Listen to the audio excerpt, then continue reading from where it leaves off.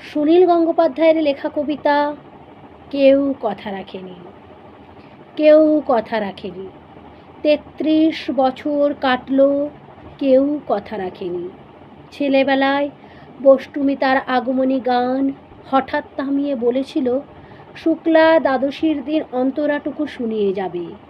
তারপর কত চন্দ্রভুগ অমাবস্যা এসে চলে গেল, কিন্তু সেই বষ্টমী আর এলো না। ২৫ বছর প্রতীক্ষায় আছি।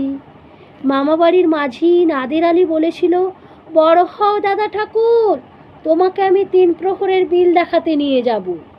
সেখানে পদ্মফুলের মাথায় সাপ আর ভ্রমর খেলা করে। নাদের আলী, আমি আর কত বড় হব?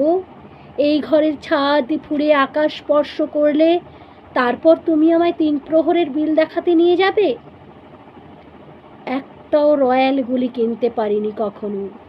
লাঠি লজেন্স দেখিয়ে দেখিয়ে চুষেছে লস্কর বাড়ির ছেলেরা। ভিখারির মতো চৌধুরীদের গেটে দাঁড়িয়ে দেখেছি ভিতরের রাস উৎসব।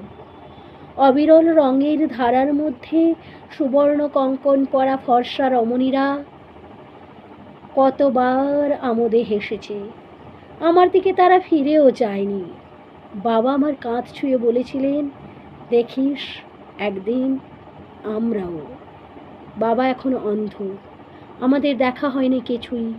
সেই রয়্যালগুলি, সেই লাঠি লজেন, সেই রাস উৎসব আমায় কেউ ফিরিয়ে দেবে না। বুকের মধ্যে সুগন্ধি রুমাল রেখে বরুণা বলেছিল, যেদিন আমায় সত্যিকারের ভালোবাসবে সেদিন আমার বুকেও এরকম আতরের গন্ধ হবে। ভালোবাসার জন্য আমি হাতের মুঠোয় প্রাণ নিয়েছি। দুরন্ত ষাঁড়ের চোখে বেঁধেছি লাল কাপড়। বিশ্ব সংসার তন্ন তন্ন করে খুঁজে এনেছি ১০৮টা নীলপদ্ম। তবু কথা রাখিনি বরুণা। এখন তার বুকে শুধুই মাংসের গন্ধ। এখন সে যে কোনো নারী। কেউ কথা রাখেনি। ৩৩ বছর কাটলো, কেউ কথা রাখে না।